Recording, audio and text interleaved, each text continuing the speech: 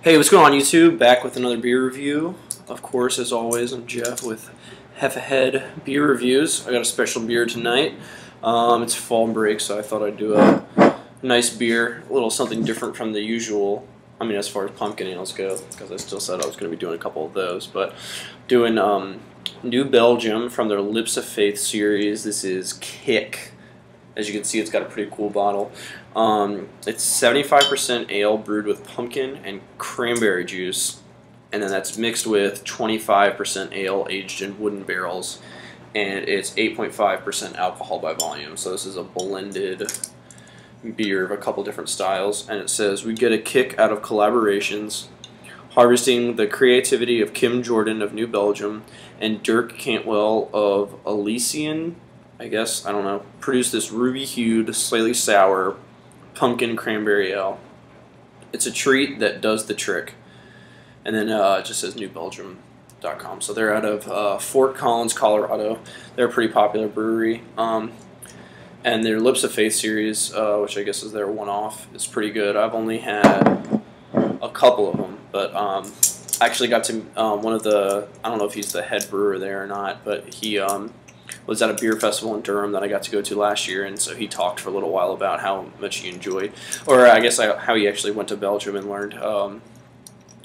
learned his process for making sours, and so we got to try Lawfully when we were there, and I've actually had Eric's Sour Ale. They're both pretty good. I wasn't really too into sours at that time, so they seemed a little overwhelming, but hopefully this one won't be too sour. Maybe just a little bit of tart from the raspberries, but let's go ahead and get into it. Now, still, this is pretty cold as usual. Just took it right out of the fridge. Alright, we got a traditional New Belgian cap with their bicycle on it. I'm using my sweet New Belgium glass today with a 0.47 liter. I guess that's it. I don't know. It's got a, can't see it, maybe you can, I don't know. It's got a little bicycle sublimated on the inside. I actually got this one from Brawley's Beverage in Charlotte. The owner, great guy, but he, when I bought my first beer there, he was just like, pick any glass you want off the shelf, and I just picked it out, and he said I could have it free of charge, so it's a pretty cool guy. Alright, well, let's go ahead and get this poured.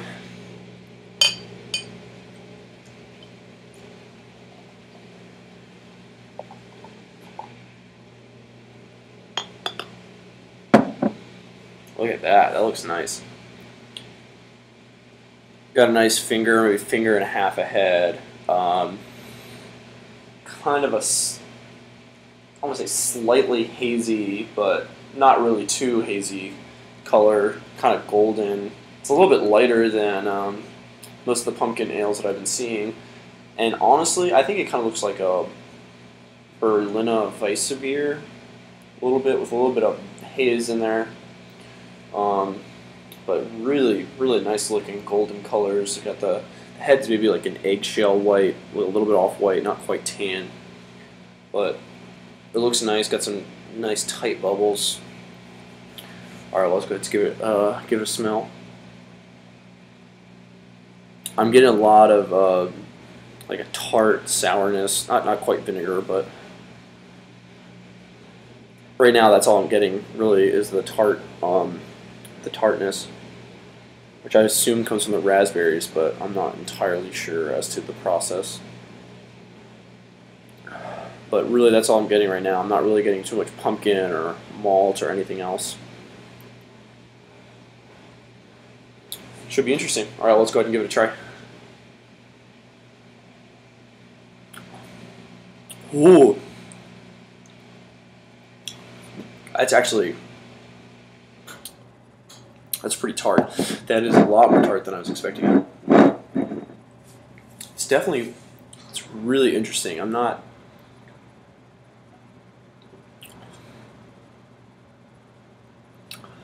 yeah, the beginning and the middle is just like a nice tart flavor. It's not overpowering or anything, but I'm not really getting any pumpkin.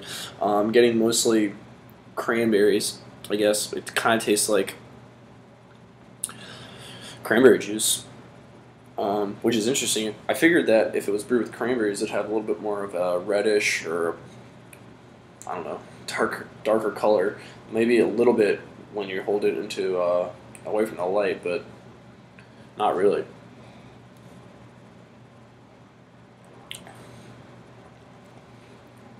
All right, with that one, I'm getting a little bit. I'm getting some of the pumpkin towards the middle, so I'm getting.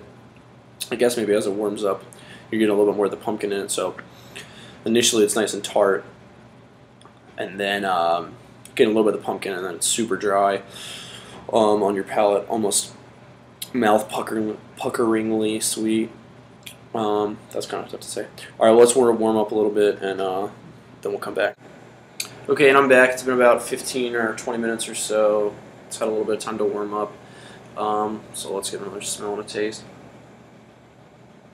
I'm not really noticing much difference. I'm still getting that tartness up front. Maybe a little bit of pumpkin and a little bit of spices, but it's really not much there.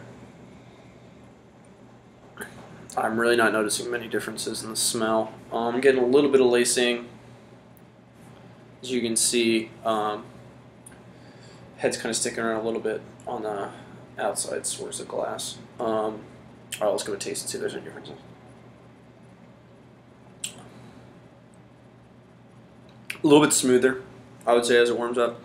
Definitely getting the nice tartness up front.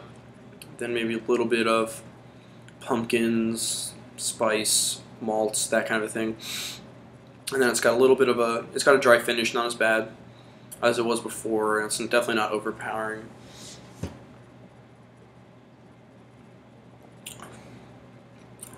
This is a pretty good beer. I have not had many sours, so I don't really have too much to compare it to, but I'm really enjoying it. It's not overpowering, and it's just got a nice flavor to it that you don't find too frequently, especially with especially in the United States. I feel like most brewers are kind of afraid to venture into these kind of styles. Although I guess technically it's not a sour style; it's just a fruit vegetable beer, but it's whatever. I am pretty excited. I mean, I like this one. It's a little misleading though because it says it's pumpkin beer, and on the front label it's pretty much all pumpkins.